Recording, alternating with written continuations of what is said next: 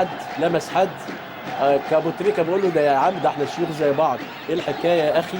على طول تروح الكوره هنشوف ايه الحكايه. الصراحه الراجل واقع لوحده الصراحه يعني انا بذيع في قناه الاهلي بص الراجل واقع لوحده، بص اهو الراجل واقع لوحده. وبعدين اكلها وشربها حمدي شعبان في كوره غريبه جدا، يعني حتى لو هو ساند عليه احمد السيد التاني لبسه ضربه جزاء اهو بصوا اهو. بالزاويه دي نشوف حاجه تانيه ممكن هنشوف.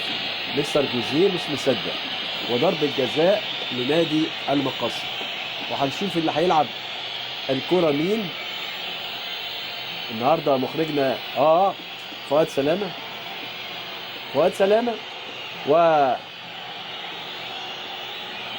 ضرب جزاء للنادي الاهلي وفؤاد سلامه، ويحطها حلوه قوي فؤاد سلامه عشان يتقدم المقصه في الدقيقه 30 بهدف لفؤاد سلامه. في الدقيقه 30 من زمن الشوط الاول من ضرب الجزاء تتقدم المقصه بهدف في الدقيقه 30. لعبه حلو قوي قوي. في دخلت ولا ما دخلتش؟ نصفر نصفر حمدي شعبان ان الكوره تخطت خط المرمى. هنشوفها مع بعض وهنشوف مين اللي لعبها وليد سليمان. هنشوف اهو الاثنين مرابين مع بعض اهو، بيقول له ماشي صح. هنشوف الكوره اتلعبت الكوره وخطا من مصطفى كمال، وتنزل الكوره وتنزل وتعدي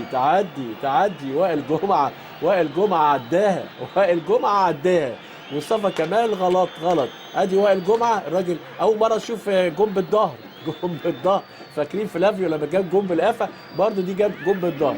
1-1 وتروح الكوره على طول لاسامه حسني 1-1. وائل جمعه اللي جاب الهدف التعادل. وائل جمعه هدف التعادل في الدقيقه 44 من زمن الشوط الاول. يتعادل النادي الاهلي بهدف في نوع من المعافره من وائل جمعه، ونجح ان هو يغلط مصطفى. حسام عاشور لحسام غالي تروح لحسام عاشور يغمزها بركات لسيد معوض، وسيد معوض يلعبها بالعرض وهدف لجده هدف لجده في الدقيقة 30. بس تمريرات 3 4 5 تمريرات جده يحطها بدماغه في الدقيقة 30 من زمن الشوط الثاني عشان تصبح النتيجة 2 الأهلي 1 المقصة. بصوا لحضراتكم ادي الرفعة بتاع سيد معوض، وادي جده، وادي مصطفى